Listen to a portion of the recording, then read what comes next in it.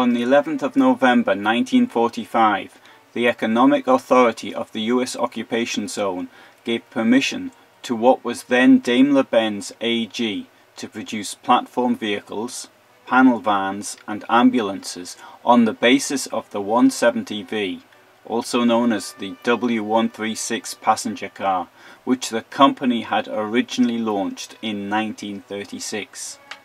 This was to be the beginning of the reconstruction of the company from the destruction of World War II. The license was extended to the production of passenger cars in the spring of 1946. In May 1946, a platform body vehicle was the first of 214 units to roll off the final assembly production line at the Sindelfingen plant that year. It was followed by the first delivery of a panel van in June, an ambulance in September, and a police patrol car in October 1946. The number of units produced and gaps in production indicate that manufacturing conditions were far from normal. It was not until mid-1947 that the 170V four-door saloon followed the small commercial vehicles. In this video I'll show you some of the original press photographs which show the relaunch of this classic German brand and its complete recovery from the catastrophe of the Second World War. I'll jump about a little bit in time. Normally I like to start at the beginning and finish at the end, but for this video I'm going to have to go back to the beginning to explain parts of what is the end, of which I'm going to tell you first of all. As soon as Mercedes had permission to resume production, the company sprang into action.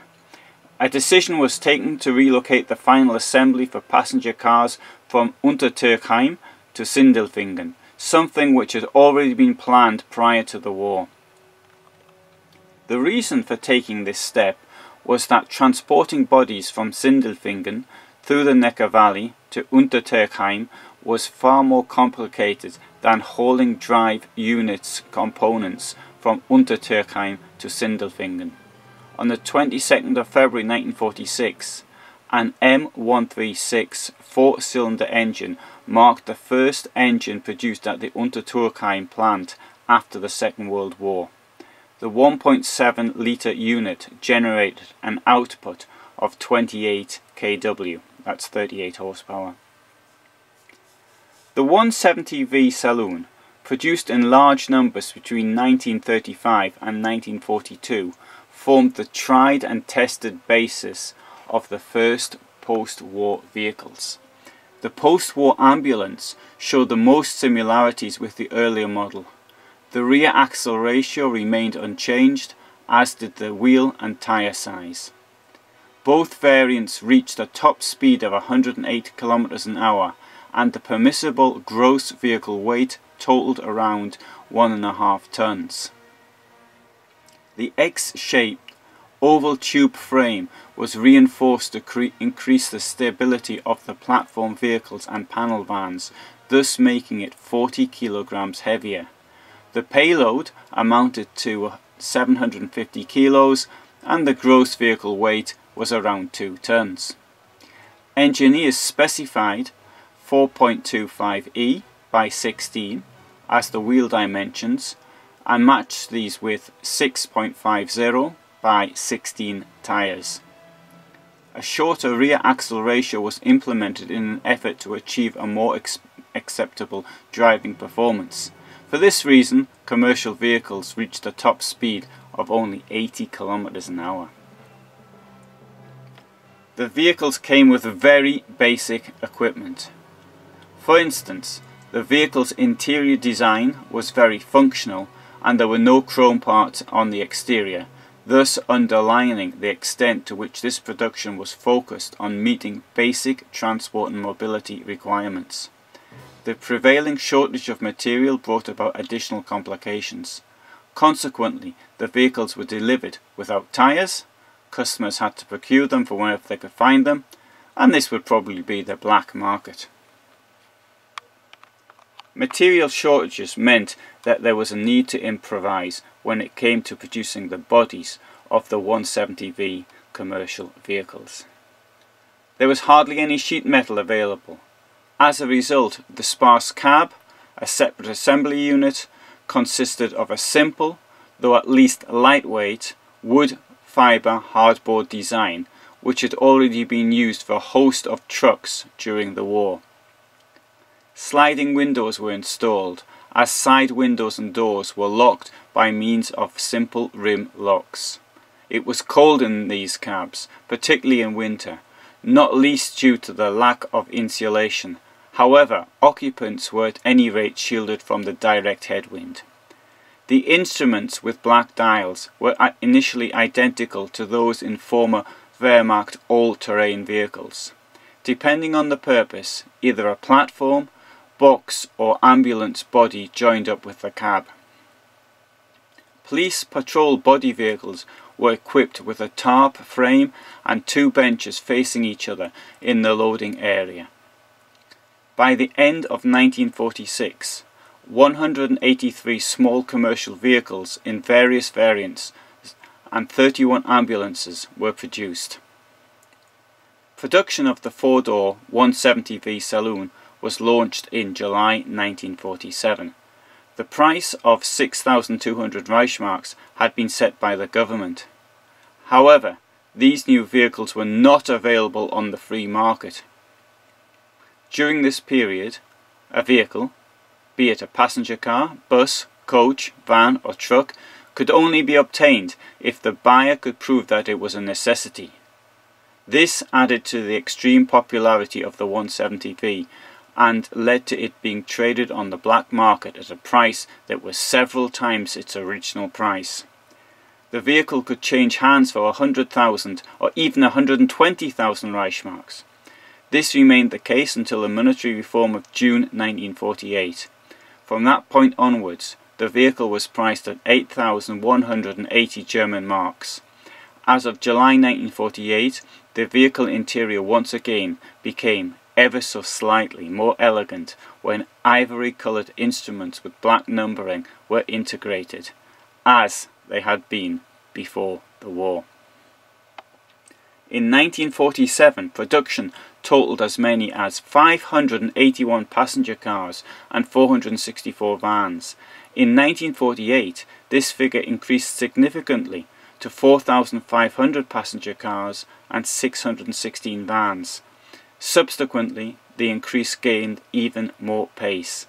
In 1949, Daimler-Benz produced 12,719 passenger cars and 382 vans.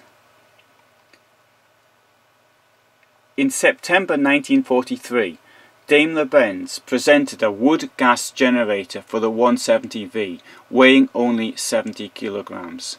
Loaded with around 24 kilograms of charcoal, a vehicle equipped with such a unit could cover 100 to 130 kilometers. Fuel also remained scarce after the war, yet wood was available. For this reason, the wood gas system was once again produced from January 1946. Indeed, wood had been used as a fuel for vehicles in Germany as early as 1939. That is, before the beginning of the war.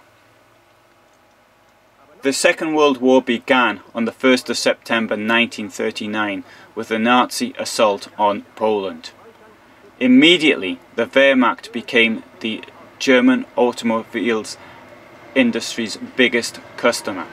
In March 1940, Daimler-Benz converted to wartime production and produced monthly around 1,000 vehicles on the basis of the 170V passenger car, predominantly as all-terrain vehicles or vans. In November 1942, mass production of the 170V and 320, also known as the V142, passenger cars entirely ground to a halt. Production of the L1500A personnel carrier and the L1500S 1.5-ton truck, which was mainly used as a light fire service vehicle, continued. These vehicles can be seen in propaganda posters produced by the company in 1940. In March and April 1945, Allied troops liberated the Daimler-Benz plants. The Second World War ended on the 8th of May 1945. 70% of the Untertürkheim plant, 85% of the Sindelfingen plant, 80% of the Gaggenau plant, and around 20% of the industrial facilities at the Mannheim plant had been destroyed.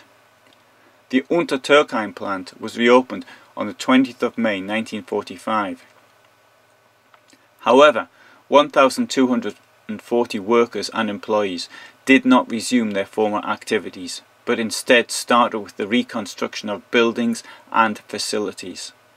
During this time, commercial vehicles were initially more important than passenger cars.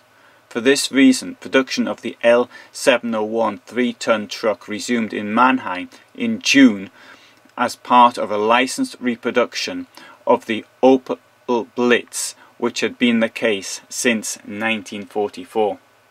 In Gaggenau, the production of the L4500, a 4.5-ton vehicle, relaunched in August. By the end of 1945, a workforce of 12,850 was employed at all plants in West German zones. This figure increased to as many as 17,850 by the end of 1946. Vehicle production was still facing a number of stumbling blocks 2 years after passenger car production had been resumed in Germany. Daimler-Benz commented in detail on the political and economic framework conditions in a press release published on 20th of May 1948 in the run-up to the Hanover Export Fair, which was held for the second time that year.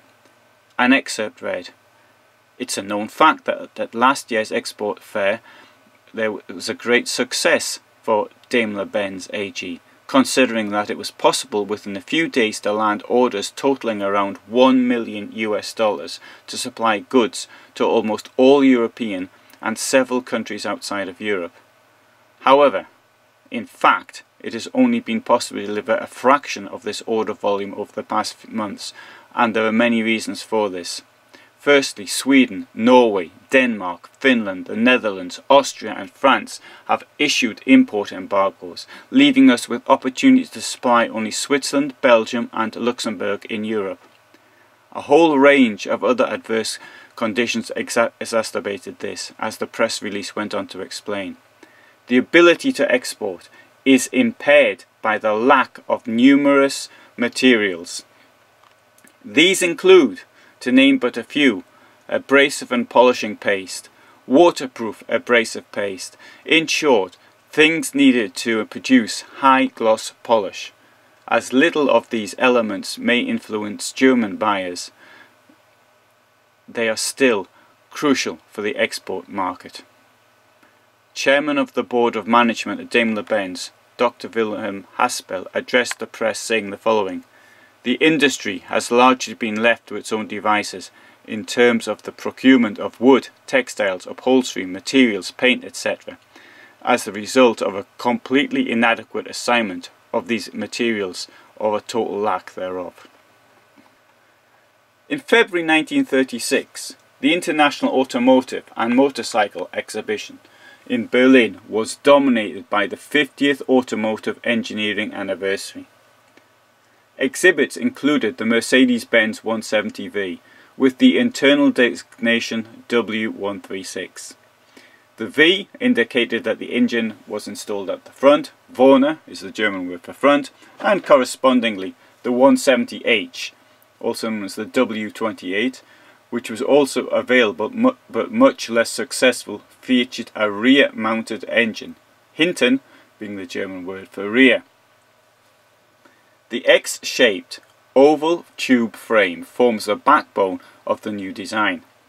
It is around 50 kilos lighter and also more rigid than the box-type frame used up to that point, despite the longer wheelbase. At that time, the chassis was the cutting edge of technology. The front wheels were suspended individually on two transverse leaf spring packs. A swinging axle featuring coil springs was installed at the rear. The M136 engine, with a displacement of 1,697 cubic centimeters, upright valves and vertical carburetor, generated 28 kW, 38 horsepower. In an effort to achieve good levels of refinement, the unit was suspended as a floating assembly on rubber bearings. The M136 was considered simple and reliable. A host of body variants was available for ordering when the 170V was launched in March 1936. A saloon with 2 or 4 doors, cabriolet saloon, 2-door open-top touring car, succeeded in 1938 by the 4-door version, Cabriolet B, and the 2-seater Roadster. In May 1936, the model range was supplemented by the sporty and elegant Cabriolet A. Prices ranged from 3,750 Reichsmarks for the 2-door saloon up to 5,980 Reichsmarks for the Cabriolet A. From the first pre-series unit in July 1935 to November 1942, 91,048 Mercedes-Benz 170Vs were produced as saloons or open-top vehicles. This made this vehicle the company's most successful model by far up to that point. A 1939 brochure accurately summed up the circumstance. The extent to which this new vehicle type meets the requirements of the automotive market is evidenced by the fact that the Mercedes-Benz 170V has reached sales figures which had previously been unattainable for vehicles of this category. The 170V, once again produced from 1946, was not just pivotal to the mobility of the first post-war years, it also formed the starting point for the new Mercedes-Benz passenger car model developments after the war. In May 1949, Daimler-Benz presented the Mercedes-Benz 170D at the Hanover Export Fair, the brand's first post-war diesel-powered passenger car. It was supplemented by the 170S, a vehicle derived from the 170V but with larger dimensions and a more representative character. The continuously enhanced model range represented the backbone of the company's passenger car production until 1953. So, what did the press say? In the 16th issue in 1950 of the Neue Kraftfahrer Zeitung, the German motoring magazine, stated, in terms of handling characteristics, output and equipment, etc., the Mercedes-Benz 170V and D definitely form part of the pinnacle of the German passenger car. Automobile Review, a Swiss motoring magazine, noted in its 12th issue in 1950, the Mercedes-Benz Model 170V has long since passed the motoring equivalent of adolescence. But is it not a vehicle which, in terms of its performance, modesty, economy, safety, durability, and last but not least, beauty, can still stand comparison with the latest chrome-plated creations of car fashion? So I hope you found that of interest. Thank you very much for listening. I have a lot more related to this subject on my YouTube sites, so I hope you will subscribe if you haven't already done so. Thank you again.